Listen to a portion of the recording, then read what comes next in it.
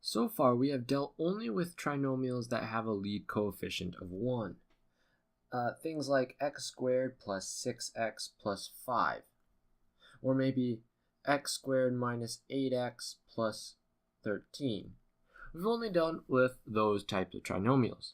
Now we're going to take it up a notch, and what if the lead coefficient, that number out front, is not 1, but something else? And unfortunately, it makes the factoring that we have to do a little bit more tricky. We have to kind of add a step in the middle. Okay, so up top, I'm going to leave the key concept up there, which explains how to factor ax squared plus bx plus c, and it has a nice worked out problem here. But I'm going to talk us through the problem I have down below here of factor 2x squared plus 5x plus 3. So after I'm done with that, you can take a look back over the key concept there and see another worked out solution there.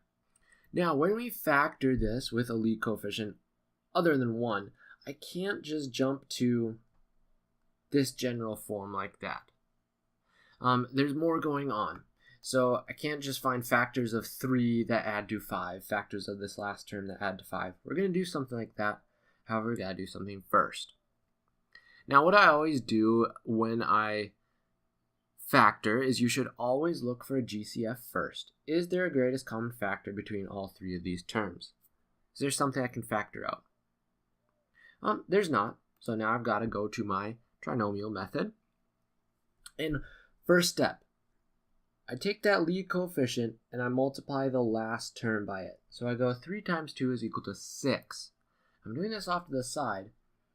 And I'm now thinking, what are factors of 6 that add to 5? So now it's that thought process as we've done before. Factors of 6 that add or sum to 5. So you go through, you can make your list. 1 and 6, well, that's 7. Negative 1, negative 6, those add to negative 7. 2 and 3, hey, bingo, they add up to 5. So 2 and 3 are my numbers. Now here, what we're going to do, we are going to take those 2 numbers and we're going to take our middle term, that 5x, the term attached to x, and split it up into those 2 numbers, 2x plus 3x, along with the other stuff. 2x squared plus 2x plus 3x plus 3. So let me reiterate what we just did there. I took our polynomial, 2x squared plus 5x plus 3, and I simply rewrote it with the middle term of 5x split up into the 2 and 3, which were the numbers we found from factors of 6 that add to 5. Notice this 3 times 2 equals 6, how I said I did it off to the side, because that 6 is only useful for finding those 2 numbers. I don't rewrite it again in my next line. So I now have 2x squared plus 2x plus 3x plus 3. And I'm going to try and factor that. I have 4 terms, so this makes you think, let's factor by grouping. So you look at your first 2 terms, and you say, what can I factor out of that? What is the greatest common factor I can factor out of 2x squared plus 2x? 2x. And what am I left over with? An x plus 1. And then I go on to my next 2 numbers, the 3rd and 4th terms, and I say, what can I factor out of 3x plus 3? I can factor out a positive 3. So then I'm left with x plus 1. Now, when I do factor by grouping, these 2 have to be the same. Those 2 binomials that get left over after you factor out, they have to be the same. Because if they're the same, what you are doing in a sense is, notice I have this term right here, and I have this term right here. Those are 2 terms. Can I factor anything out of those 2 terms? Well, sure. They each have an x plus 1. So I can factor out an x plus 1 from each of these terms. And what am I left with if I factor an x plus 1 out of this? A 2x. What am I left if I factor out an x plus 1 from here? A positive 3. So this factors to x plus 1 times 2x plus 3, and that would be my factored polynomial. Now the shortcut I often think of in that last step of factor by grouping is I think, well, these duplicate terms here, the x plus 1 and the x plus 1, they become one of my factors, and then the terms on the outside, they become the other. I'll make that less messy in the second problem, the second example that we do. However, let me reiterate again that our polynomial 2x squared plus 5x plus 3 can be factored as 2x plus 3. Let's move on and try another example.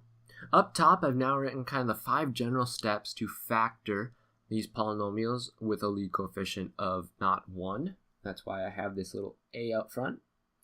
I call this method the grouping method. There are multiple ways to go about factoring these types of trinomials, and this is the one called the grouping method.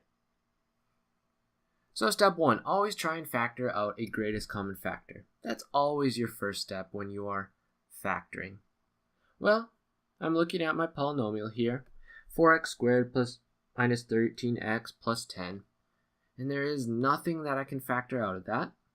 Okay, so I move on to step 2. I multiply the last term by the first term. So I go 10 times 4 is equal to 40, and I'm going to look for factors of 40 that add to negative 13. 8 and 5, those add to positive 13. So what happens if I make both negative, negative 8, negative 5? Hey, negative 13. So the two numbers I want to use are negative 8 and negative 5. And what do I do with those? I am just going to rewrite this polynomial with the middle term of negative 13x split up into those two numbers. So I have 4x squared minus 8x minus 5x plus 10. All I did was rewrite this polynomial with the middle term split up into those two numbers I found. By doing that, I create this polynomial with 4 terms. And anything with 4 terms, I try and factor by grouping.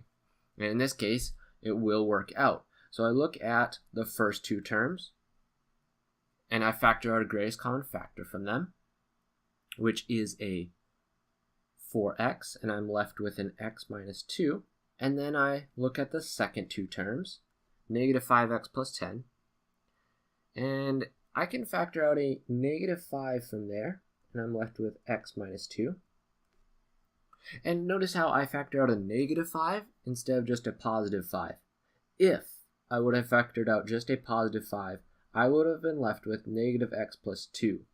But notice how negative x plus 2 and x minus 2 are not exactly the same, so I wouldn't have been able to continue with my factor by grouping.